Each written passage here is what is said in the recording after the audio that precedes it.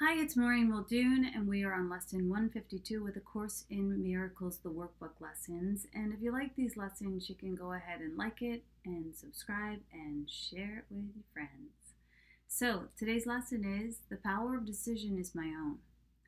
This is a really trippy lesson, so buckle up. It says, No one can suffer loss unless it be his own decision. No one can suffer pain except his choice elects this state for him. No one can grieve, nor fear, nor think him sick unless these are the outcomes that he wants. And no one dies without his own consent. That's like mind blow. Like, what? What's going on? Wait, what?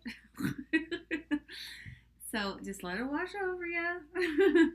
Just let it wash over you. No one can die except by his own consent, which is an interesting concept because I had the belief that God always gives the final nod. But this is telling us something a little bit different, and that's okay. I mean, I think the reason that this is blowing our minds, or at least my mind, is that truth is true, and that's what this lesson is about. It's about truth being true, and if the truth is, according to A Course in Miracles, that this is just a dream that we chose to have, then of course it makes complete sense that we could choose to not have it. So, it says nothing occurs but represents our wish, and nothing is omitted that you chose. Here is your world complete in all the details. Here is its holy reality for you, and it is only here salvation is. So it's basically telling us that this world is not just a dream, but a mirror, and it's a reflection of all the things that we have decided to be valuable. And it's kind of harsh to think that we value war and we value disease, but those things help us to experience specialness, and specialness is a great way to maintain our footing in the world of the illusion. So it would make sense that there would be a great value in holding and hosting and projecting those ideas onto the blank screen of this reality, or unreality as the case may be. It goes on to say, you may believe that the position is extreme. Yeah, and too inclusive to be true. Yet can truth have exceptions? If you have the gift of everything, can loss be real? Can pain be part of peace, or grief of joy? Can fear and sickness enter a mind where love and perfect holiness abide? Truth must be all-inclusive, if it be true at all.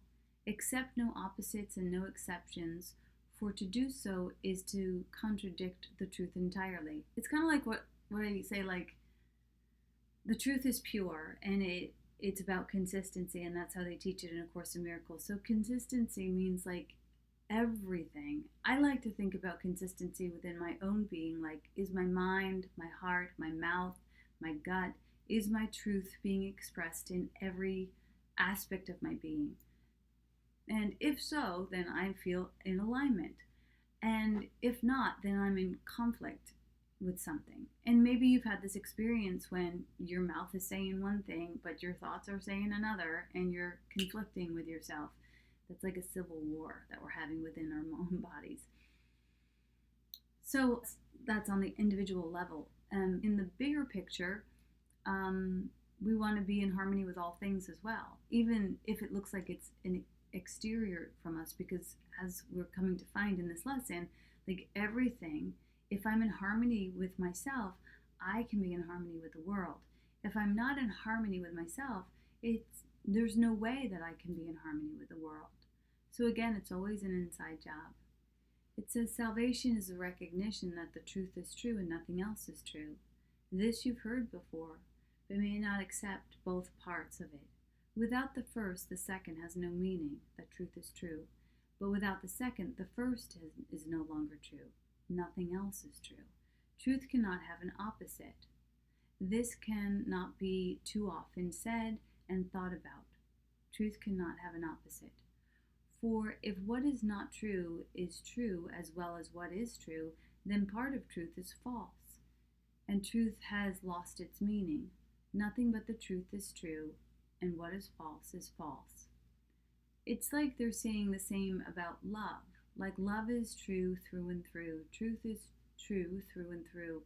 And we can't have a little fear in our love, and we can't have a little, illusion in our truth. They're not compatible. This is the simplest of distinctions and yet the most obscure, but not because it is a difficult distinction to perceive. It is concealed behind a vast array of choices that do not appear to be entirely your own.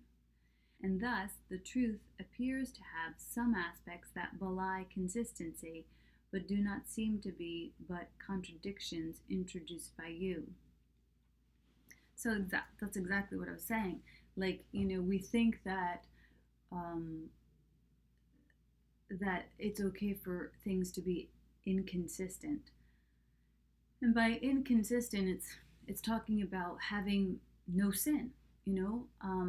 If everything is holy, then everything is holy, and there's no sin. And so we can't have a little bit of sin, or a little bit of separation, or a little bit of fear. Like that, a little bit of that taints everything. And so this is a lesson in impeccability. The word impeccable means without sin. And it also says in that last paragraph, like, this sin, this illusion was introduced by you, or by me. And if I introduced it, I can also surrender it.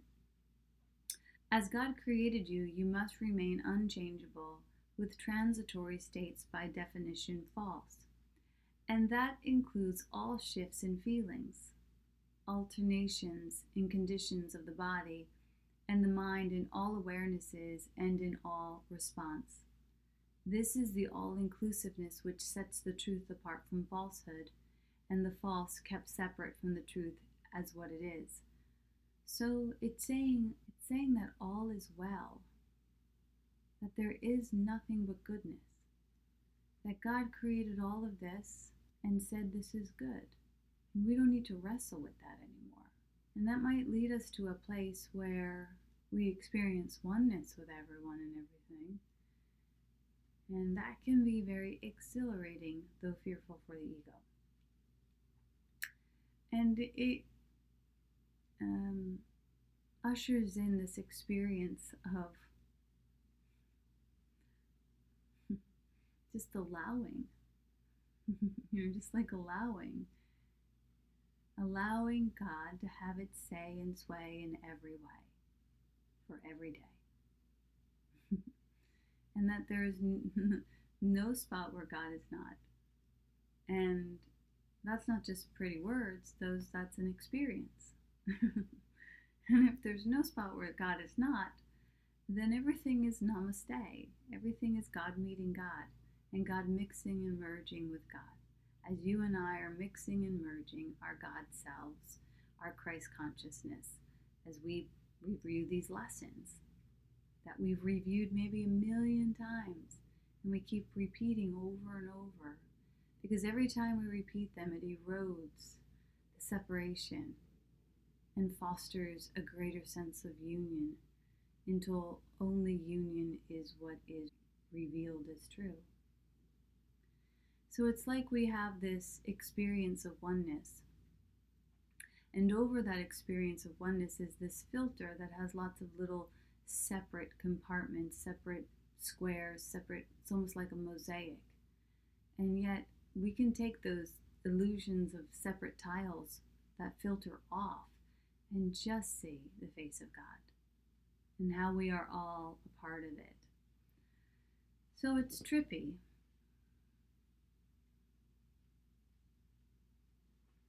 My pillow says, right here with these people I love, I have everything I could ever ask for. That's what my pillow says. Messages from a pillow. It's almost like God is just sending us love notes all over the freaking place. And we're going home. That's the right way, yeah. Anyhow, is it not strange that you believe to think that you made the world you see? Is it not strange that you believe to think you made the world you see is arrogance? God made it not. Of this you can be sure. What can he know of the ephemeral, the sinful and the guilty, the afraid, the suffering and the lonely, and the mind that lives within a body that must die? You but accuse God of insanity to think he made a world where such things seem to have reality. He's not mad. Yet only madness makes a world like this. So for some of us that might feel threatening and scary, and it might even evoke a bit of guilt, like, why did I make this world? But again, like, if we wrote the script, we can rewrite it. And if we believed in separation, we can drop that belief and believe in unity and accept that. So there is a way out of this, raucous riddle that we've woven. And the way out is to recognize that all is well and all is God. To think that God made chaos contradicts his will, invented opposites to truth and suffered death to triumph over life. All of this is arrogance. Like, to believe that God would do something like that is silly,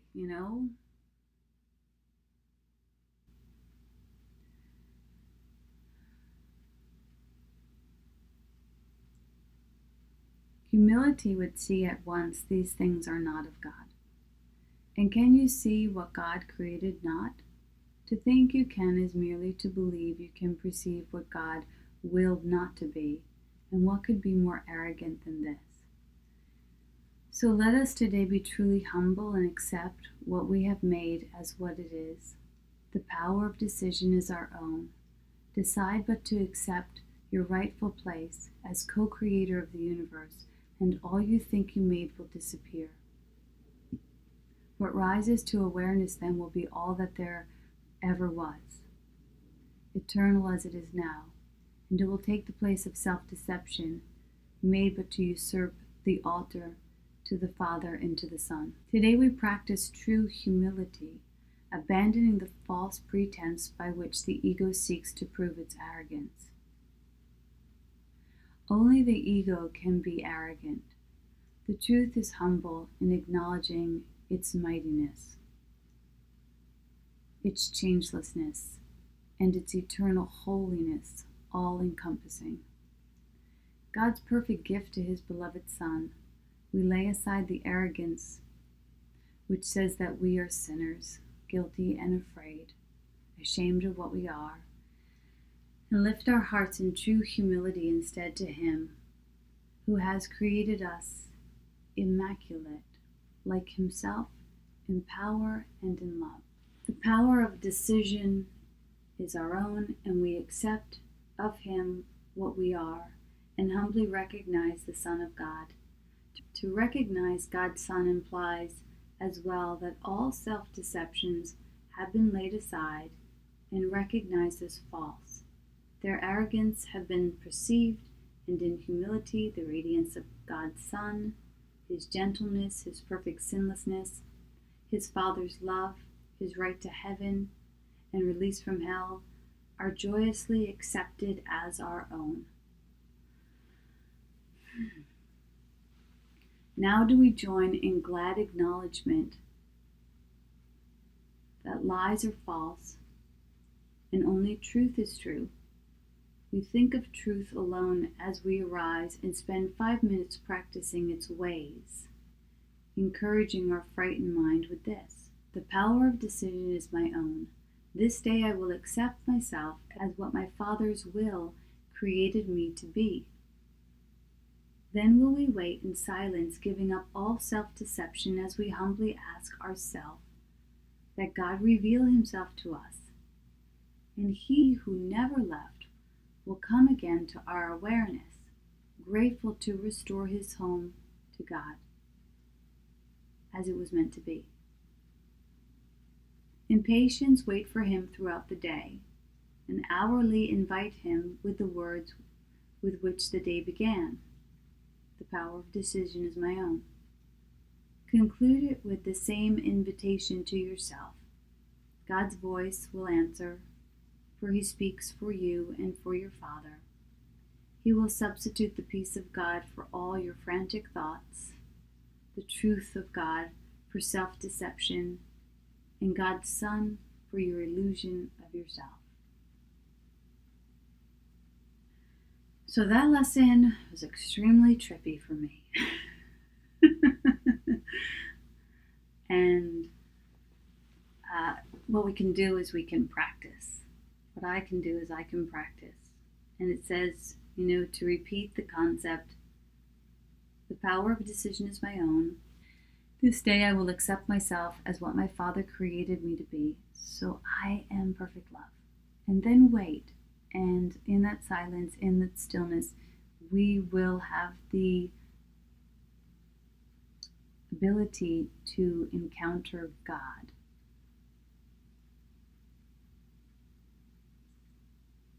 So let's go ahead and practice together. Just by taking a deep breath. The power of decision is my own.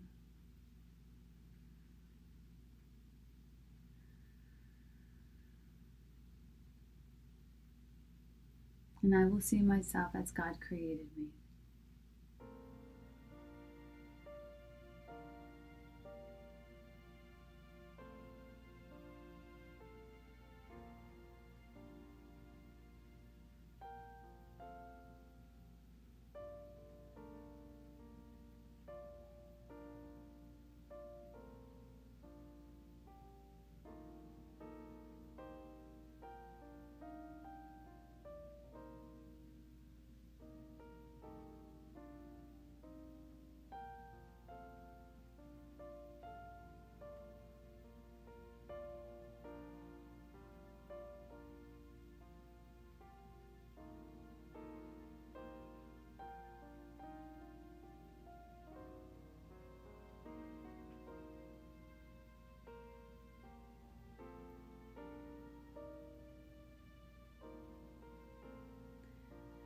Thank you for practicing with me today. Namaste.